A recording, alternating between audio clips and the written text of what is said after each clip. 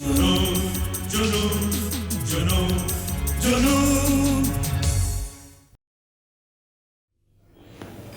हो राजा साहब।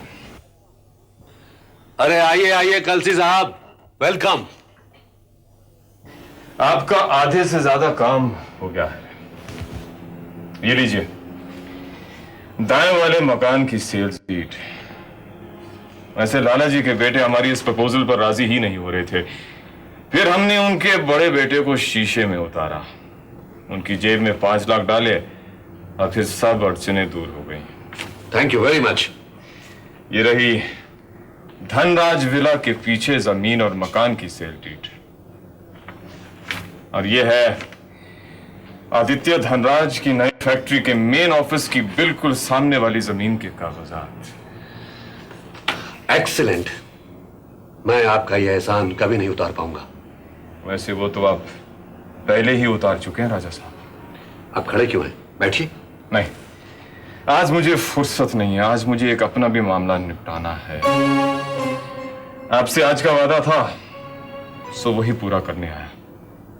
अब मैं चलता हूं, लेकिन एक बात कहूं राजा साहब, इतने सारे प्रोजेक्ट्स एक साथ शुरू करने में आपको बहुत मुश्किलें पेश आएंगी।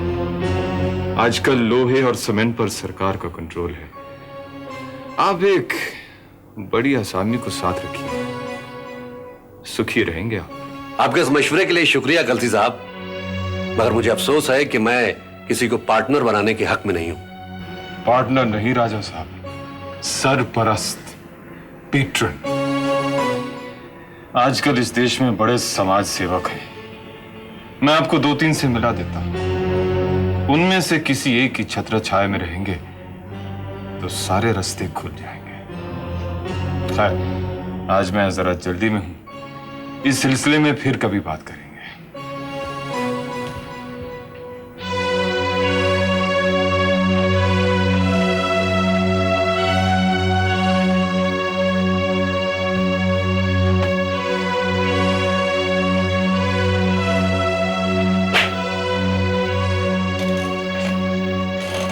आदित्य धनराज, अब देखना तो कैसे तड़पा करेगा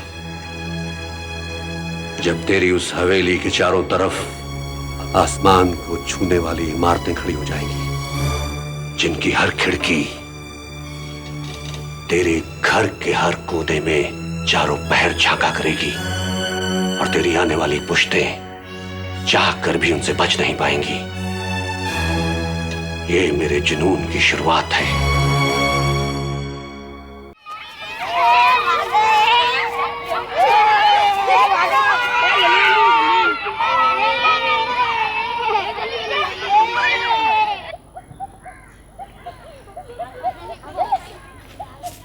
सारा स्कूल छान मारा, तुम यहाँ बैठे हो। देखो मैं तुम्हारे लिए क्या रही हूँ। क्या है इस डब्बे में? तुम खुद ही देख लो। अरे चिड़िया का घोंसला कहाँ से लाई? और ये चिड़िया किसने बनाई? मैंने। बहुत ही सुंदर है। तुम्हें अच्छा लगा? बहुत। तुमने मुझे वो घर दिया था ना, इसके लिए मैं तुम्हारे लिए ये लाई। Thank you. तुम इतने दिन से स्कूल क्यों नहीं आए? मेरी दादी थी ना, वो स्ट्राइक चली गई है। सॉरी। तुम्हें मालूम है मेरे मम्मी पापा मुझे बोर्डिंग स्कूल भेजना चाहते हैं। Boarding school? फिर तो बहुत मजा आएगा। तुम्हें कैसे मालूम? मेरी 2 कजिन्स भी वहीं पढ़ती है, रिंकी और पिंकी। वो कहती है वहाँ पे बहुत मजा आता है। मुझे तो बहुत दुख हो रहा है। तुम जाओगे तो मुझे भी दुख होगा। मैं भी मम्मी से कहूँगी कि मुझे भी बोर्डिंग स्कूल भेज दे। तब तो शायद मुझे भी अच्छा लगेगा। लेकिन पापा नहीं मानेंगे। मेरे तो पापा ही भेज रहे हैं। अरे स्कूल की घंटी बज गई। अरे तुम तो घोंसला यहीं छोड़ के जा रहे हो। मैं इसे रख लूं? और नहीं तो क्या, तुम्हारे लिए तो लाई हूँ। बुद्धू, चलो।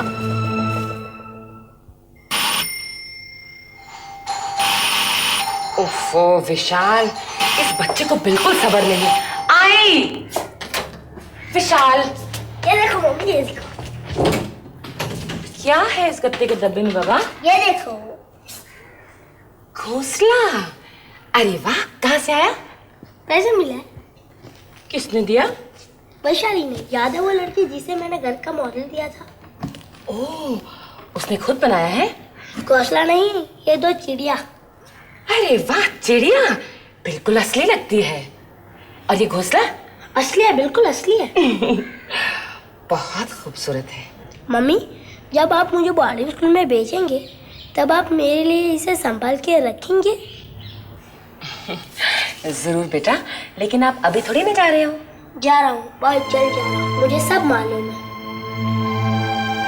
बेटा, तुम खुश नहीं हो जाने से?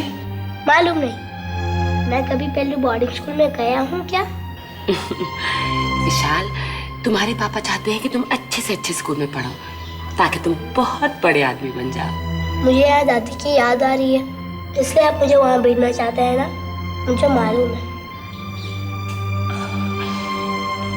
नहीं बेटा, नहीं। मम्मी, बोलो बेटा। इसे पापा को नहीं दिखाना। क्यों? पापा तो इसे देखकर बहुत खुश होंगे। नहीं, उन्हें अच्छा नहीं लगेगा।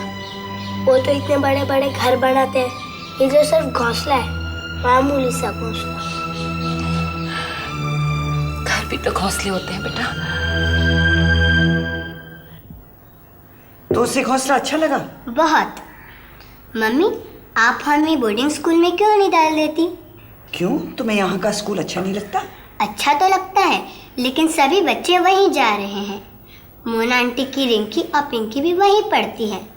जब वो यहाँ आई थी तो कितनी ही अच्छी और मज़ेदार बातें सुना रही थी। तुम्हें मम्मी पापा अच्छे नहीं लगते कि तुम उन्हें छोड़कर बोर्डिंग स्कूल में पढ़ने जाओगी? रिंकी और पिंकी को अपने मम्मी पापा अच्छे नहीं लगते क्या? ओफो, तुमसे कौन बहस करे? तुम बोर्डिंग स्कूल नहीं जा रही हो, बस। क्यों, वहाँ बहुत पैसे लगते हैं क्या? बेटे, रुपए पैसे की बात नहीं है, हम तुम्हें कहीं भी भेज सकते हैं।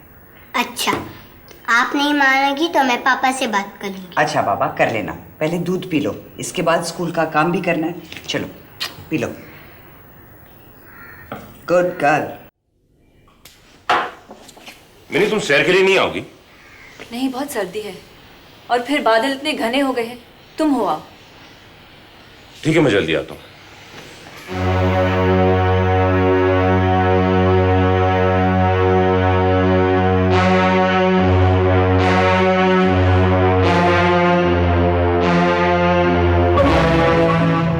क्या हालत हो गई है तुम्हारी मिनी। हवाओं में उड़ने वाली देख किस तरह तेरे सारे पर काट दिए गए हैं और तू निढाल होकर बेबस जमीन पर गिर गई। देख लेना, अब तेरी सारी जिंदगी चूल्हे चक्की के चक्कर में ही कटेगी। नहीं, मैं अपने आप को जाया नहीं होने दूंगी।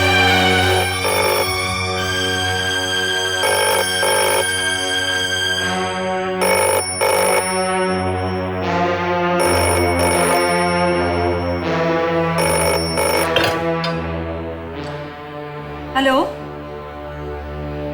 हेलो हेलो, कौन? केशव, केशव तुम? ओह नो, केशव तुम कहां से बोल रहे हो? बंबई से? Thank God. नहीं नहीं, मैं घबरा नहीं रही। केशव तुम कहां थे? अब आओगे तो क्या आओगे केशव? मैं खत्म हो चुकी हूं, कंप्लीटली फिनिश्ड।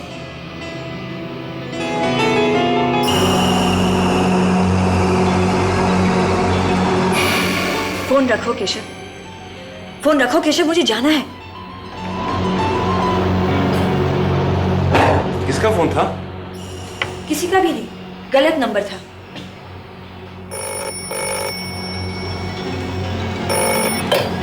हेलो, कहाँ ना रॉन्ग नंबर? पता नहीं यहाँ का एक्सचेंज कैसा है।